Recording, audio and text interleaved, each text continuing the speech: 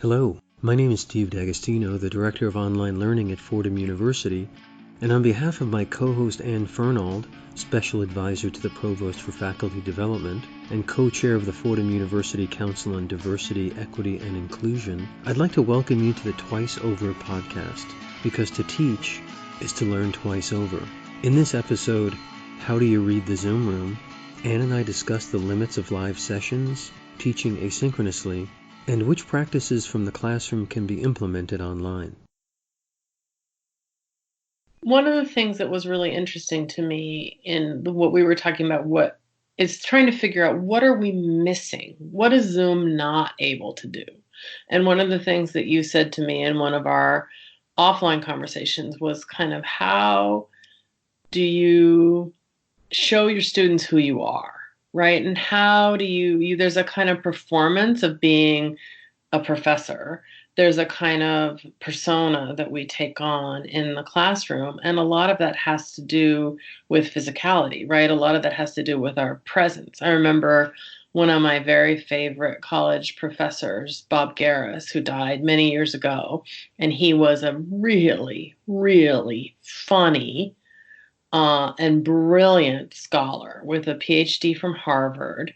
And he taught classic Hollywood cinema and James Joyce with equal enthusiasm. He'd written a book about Dickens. He was a huge fan of Balanchine, the choreographer. And so he was a real polymath, real intellectual. And I took a classic Hollywood cinema from him, and he was a very old, rather portly man with bright pink skin and brilliant white hair. And we were watching Rosalind Russell on TV, on the movie, and he said, "Isn't it amazing how she just marches into the room?" And he walked out of the classroom and then slammed the door and walked back in marching like Rosalind Russell. And there was really no person in the world who physically resembled Rosalind Russell less than this elderly, overweight, pink-faced man.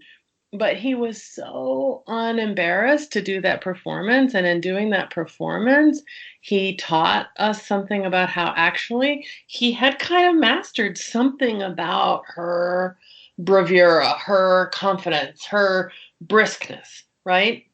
And that was so central to him and so central to my experience of the class. And I remember things about that movie because of that little moment of his lecture, that must have been 35 years ago now.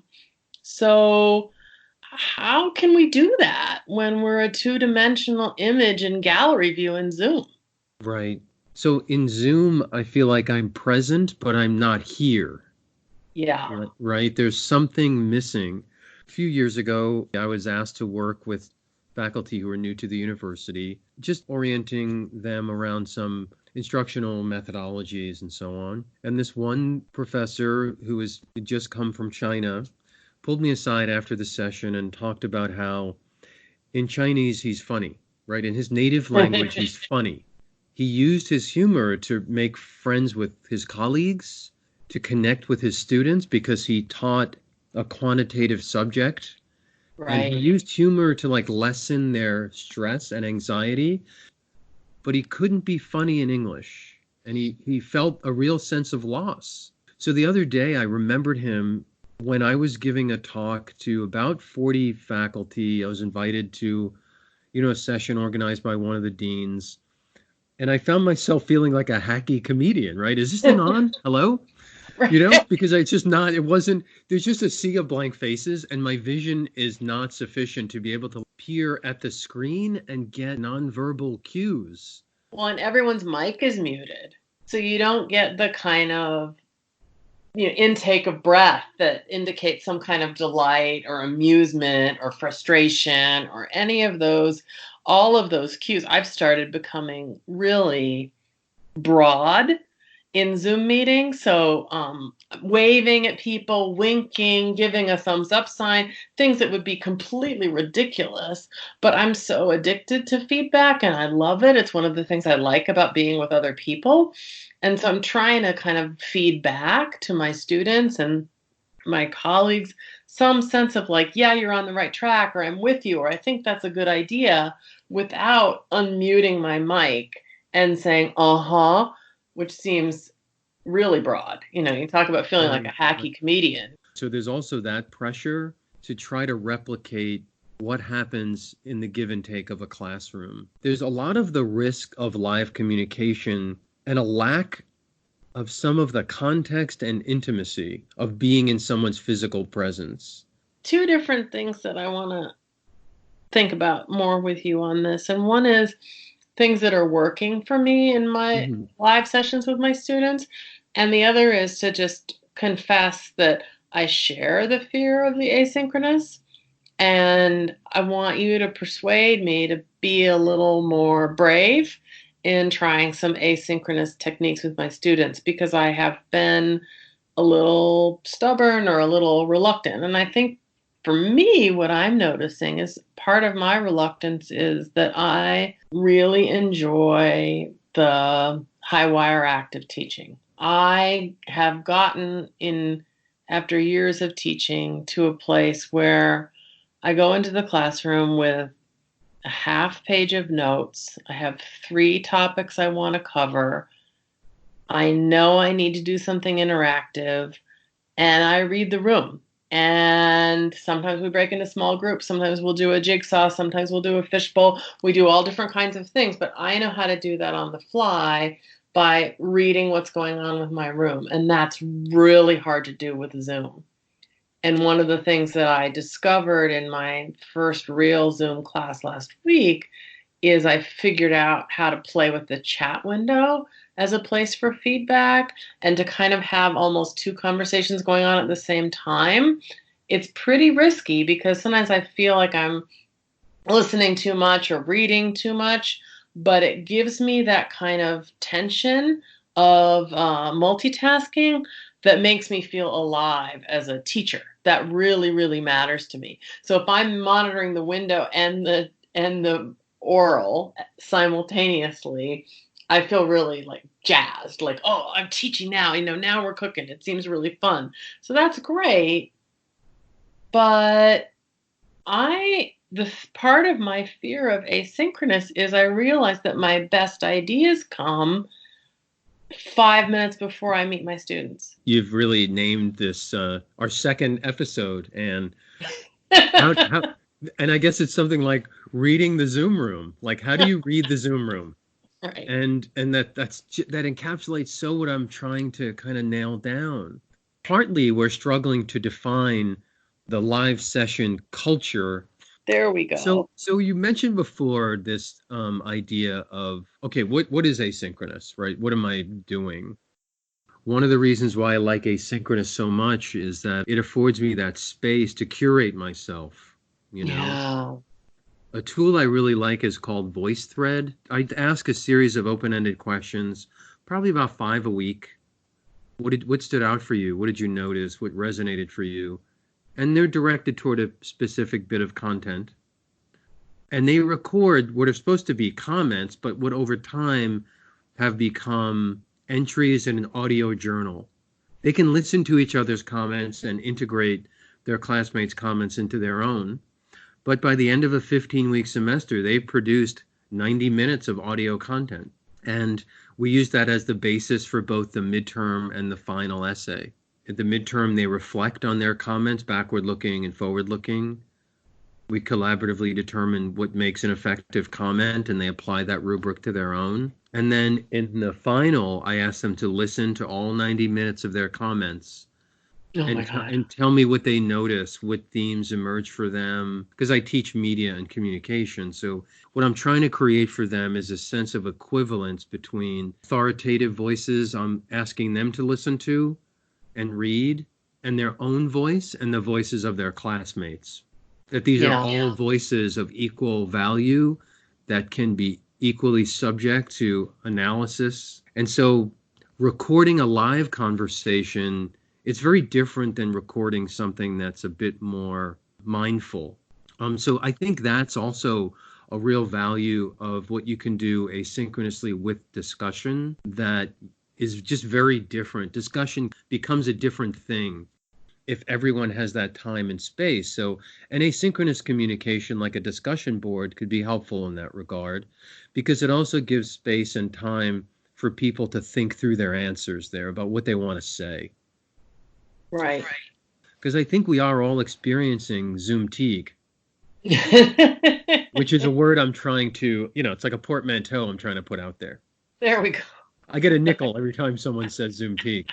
Zoom teague. One of the things I started doing last year, just, before this ever happened, was sending students an email reminding them of the homework after almost every class, and just for next class. And it was really what was on the syllabus, but in email form. And then I created a ongoing Google Doc of all the emails. So after I sent the email to the whole class, I would paste it into the top of a Google Doc that was shared of all my communications to the class.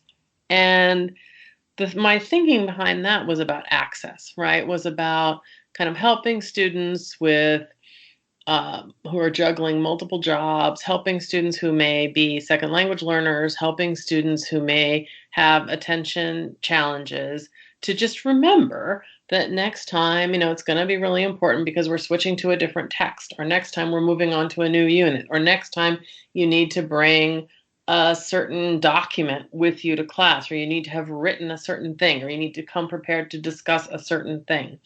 And so that's become, I think, even more important in this moment. And so I've been trying to, it's hard for me to remember these things, but I've been trying to remember to do things like save the chat from Zoom, which I forgot to do after class today, but to write in the chat window what the agenda for the meeting is, and then to share out after we meet what's going to happen next time.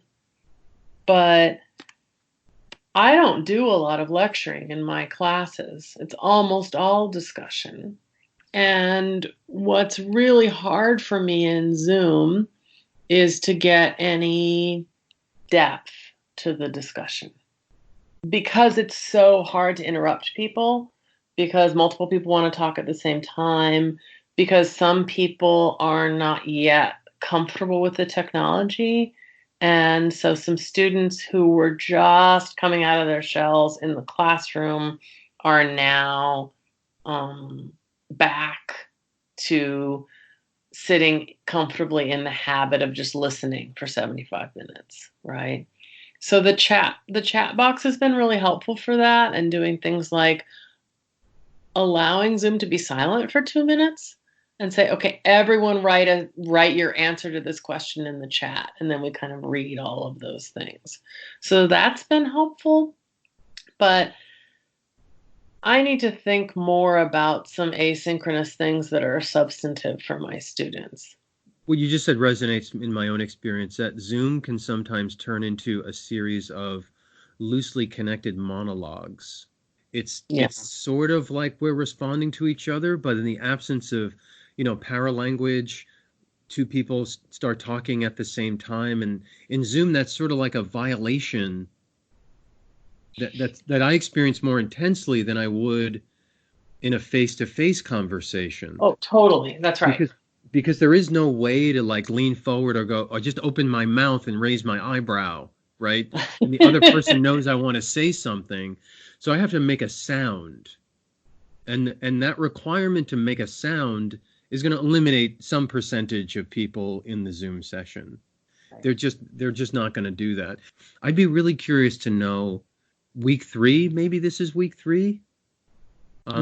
Which students haven't said anything in Zoom? I have everyone say something that's hard these days, and then something that's getting them through. And when they're done, they have to call on the next person. And that's been really good for engagement. And I think it's good for mental health, but it's also really good for engagement, because they have to keep track of who's spoken and who hasn't spoken. And that feels like a really good part of community building for the class, right? Is that they're like, oh, Anne hasn't gone yet, so I'm going to call on Anne. Oh, Steve hasn't gone yet, so I'm going to call on Steve, right? So they're kind of caring for each other. And it's nice for me because I have 10 minutes where I don't really have to speak. And I mute my mic. And if they forget, I make a gesture in the screen to show them, to kind of make like a rolling gesture to say, you have to call on someone now. And they remember and they do it. So that's been really, really good. But if you think about any meeting that has a ritual, those ritualized structures are very helpful so that people know what to do, right? So I Right. know in this 10-minute chunk of time, right, where we're sharing out or checking in, okay, first we do the check-in, then we do the review from last week, then I introduce the objectives for this session, then we talk about some new content, then we go into our groups, and then we reflect. I mean, I'm making this up as I go along, right? But if we think of it in those terms, not as one big 90-minute Zoom session, but as smaller chunks that accrete into something that is like a ritual or structure, everybody knows what to do. Does that make sense? That makes a lot of sense, and it's making me think a couple different things. I mean, one of the things is I think that in this moment that feels really precarious and scary, that's an incredibly reassuring and probably very helpful way to do it. The other thing I think, and I think this back from some observations I was making of very new teachers many years ago, that when that gets ritualized into a formula, it's the worst kind of teaching possible, right? Yeah. And instead of it being like the valuable things we learn from kindergarten teachers because we're all teachers and we're all learners, it becomes this class feels like kindergarten, right? Instead of this class feels stimulating and intellectual and like the special thing that college is supposed to be, where we're really testing out new ideas, right? So We don't want to just create structures without thinking deeply about the practices and outcomes associated with those structures. Is that right? that's right. And I think one of the places I've gotten to in the classroom is a place where I could have a fairly good idea of a plan for the day and the content objectives as well as the more abstract learning objectives, right? So not only are we reading this text and working on this idea, but we're also at a place in the semester where they're learning to write this kind of paper or they're learning to work with this kind of evidence, right? And so there's a lot of different things going on in any one class session. And I would have a pretty good idea in the classroom of, okay, this class needs to be a mix of me assuring myself that everyone has a grasp of this theoretical concept and permitting them time to work in pairs on on a certain paragraph or whatever. I don't have the same range of skills in Zoom yet, and I don't think any of us do. And that's part of it too, right? Is it doesn't I think it's probably not as flexible as the classroom. And so we have to go back to thinking really clearly about what our objectives are. And I think one of the things that you were saying earlier that seems really important is giving ourselves permission, if we are meeting our class at our regular class time, to not fill the whole time with air just because we have it. So even though the class regularly meets for 75 minutes, it might make sense in this moment to meet at the regular start time and end 20 minutes early because they've been asked to watch a 10-minute lecture and do some contributions on a discussion board outside of the class time as part of their homework.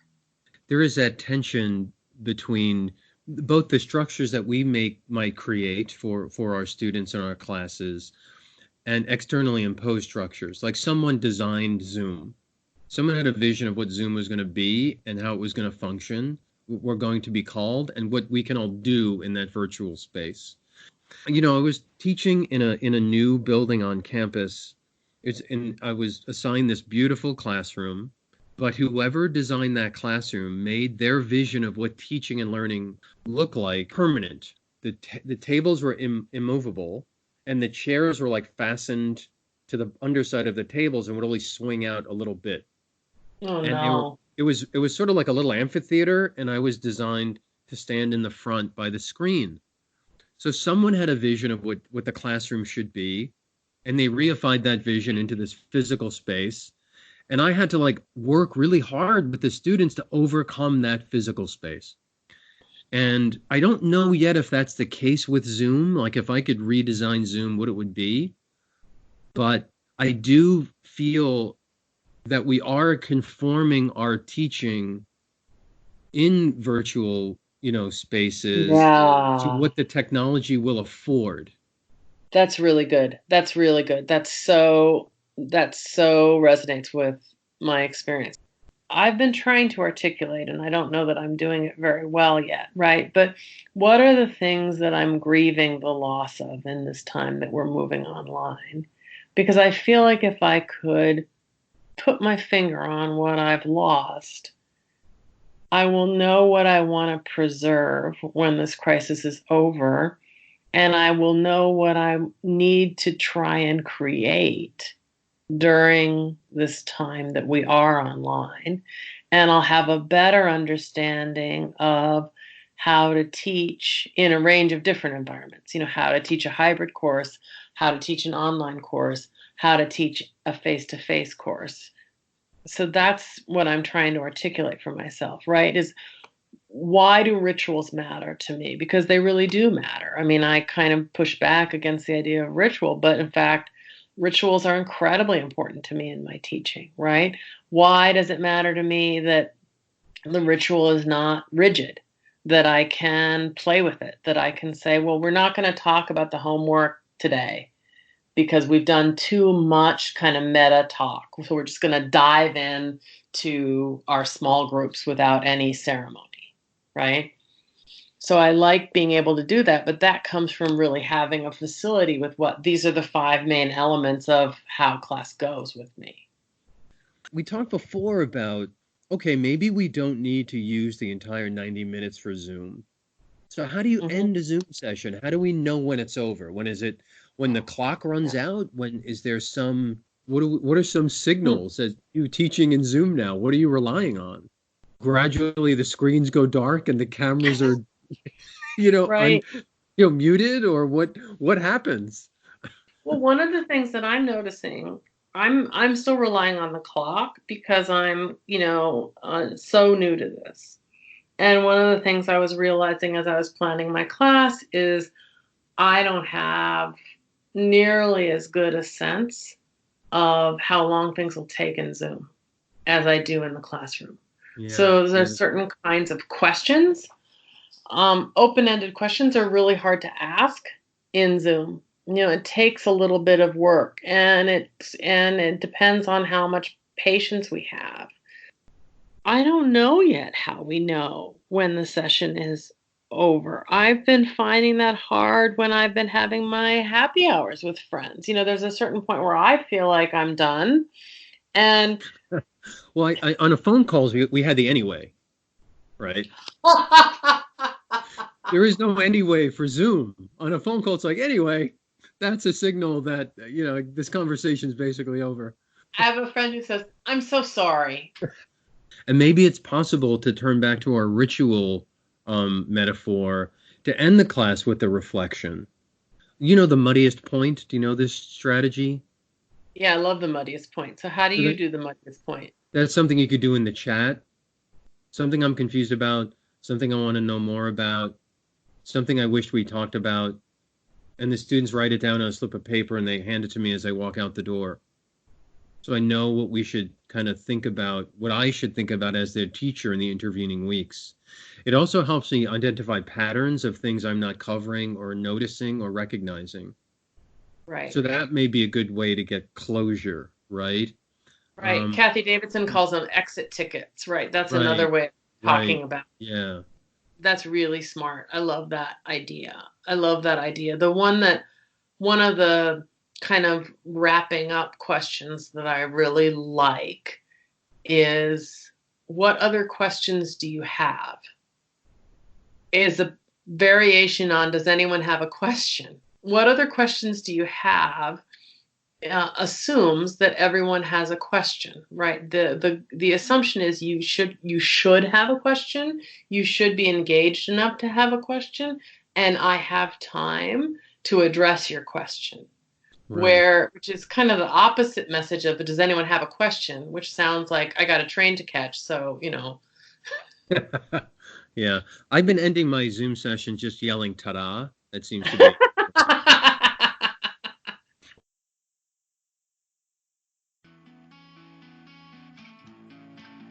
Twice Over Podcast is available on SoundCloud, Stitcher, and Spotify. For host and guest bios and show notes, please visit our website, twiceoverpodcast.com. You can follow us on Twitter at twiceover1 or email us at twiceoverpodcast@gmail.com. On behalf of Anne and myself, thanks so much for listening.